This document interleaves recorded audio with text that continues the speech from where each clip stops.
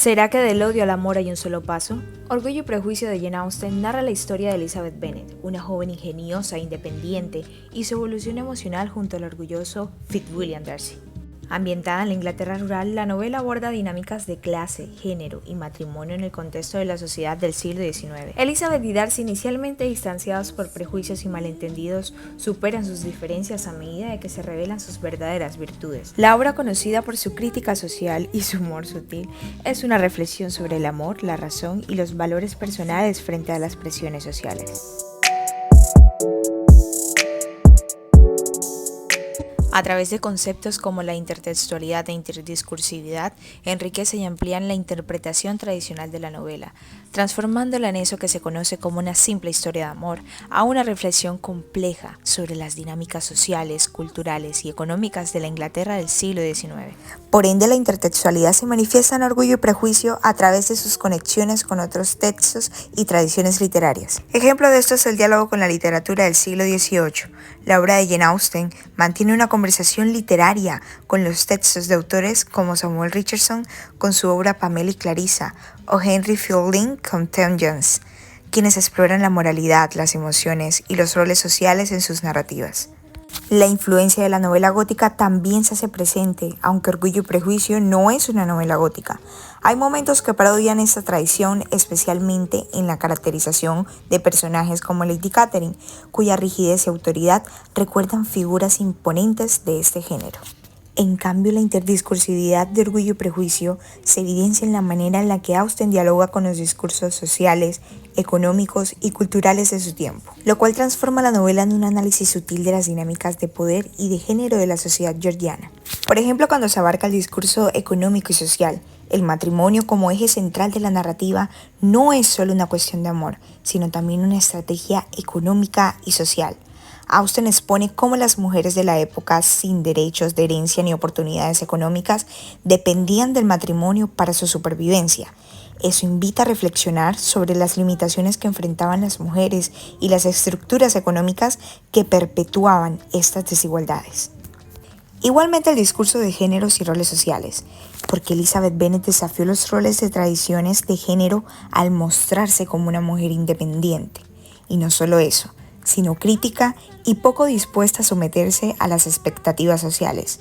La novela también critica a personajes como el Sr. Collins, quien representa el discurso patriarcal que asume una subordinación femenina como algo natural. Y por último, esa crítica a la clase y el privilegio.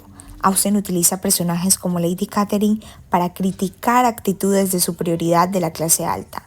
Al mismo tiempo, Darcy experimenta un proceso de transformación que desafía rígidas jerarquías sociales.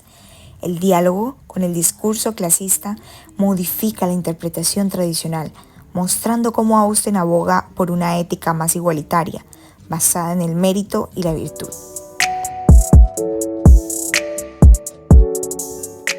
Estas formas de análisis convierten a Orgullo y Prejuicio en una obra polifónica, capaz de ofrecer entretenimiento y reflexión en múltiples niveles.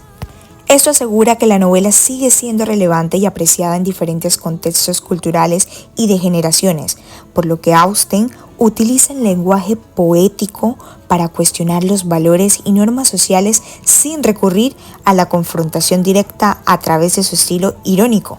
Permite a los lectores captar una capa crítica que no siempre es explícita, pero descripciones precisas y de diálogos cargados de subtextos transmiten emociones complejas y matices en las relaciones entre los personajes, lo cual enriquece la experiencia estética, pero también literaria, ya que esto es un estilo elegante y equilibrado y transforma incluso las críticas sociales más incisivas en una experiencia placentera de lectura, fusionando un contenido crítico con arte literario.